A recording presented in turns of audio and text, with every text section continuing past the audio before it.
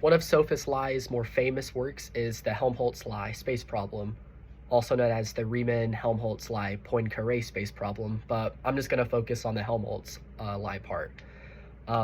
Before I get into what the actual problem is, I want to explain how Helmholtz-Lie got involved. The name is a little misleading because Lie did not work with Helmholtz, but actually Felix Klein got Helmholtz-Lie involved because Klein would read Helmholtz's work because he really liked his work, and eventually Klein said, "Hey, Sophus, you should come read some of this stuff. I think you'll really like it because you work in geometry too." Eventually Helmholtz-Lie got involved. He was very interested and began adding to the space problem. However, Lie felt unseen during Klein's lectures about these space problems because he wouldn't highlight what Helmholtz-Lie was adding to the problem, even though he was adding a lot.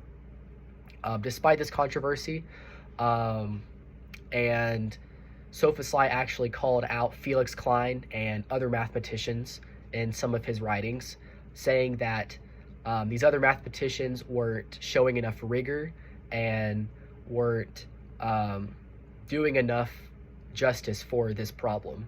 But despite the backlash, Felix Klein actually praised Helmholtz-Lie for his work in the field, and it led Helmholtz-Lie to earning the Lobachevsky Prize, which is a very distinguished prize.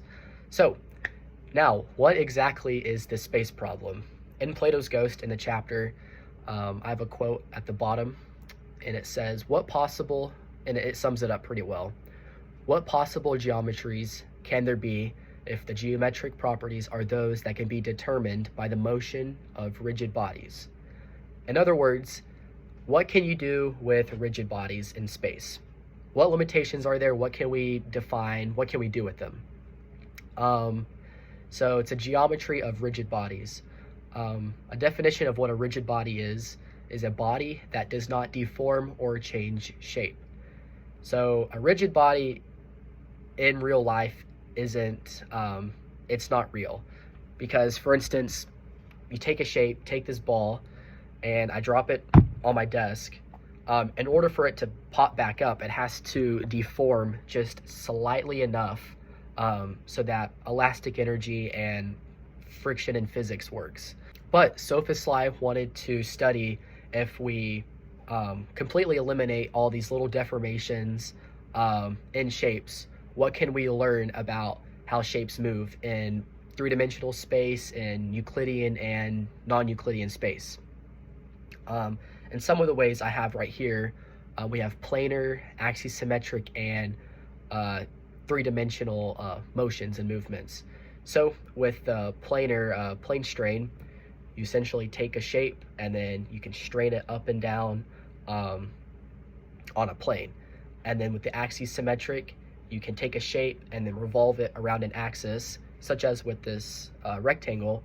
When you revolve it, it creates a cylinder. And then with three-dimensional motion, you can scale different shapes, larger or smaller. And yes, these are some of the things that Helmholtz and Lie were trying to study. What can you do with shapes when you don't worry about the deformations and you don't worry about how a shape works in real life, but just a fundamental shape in space?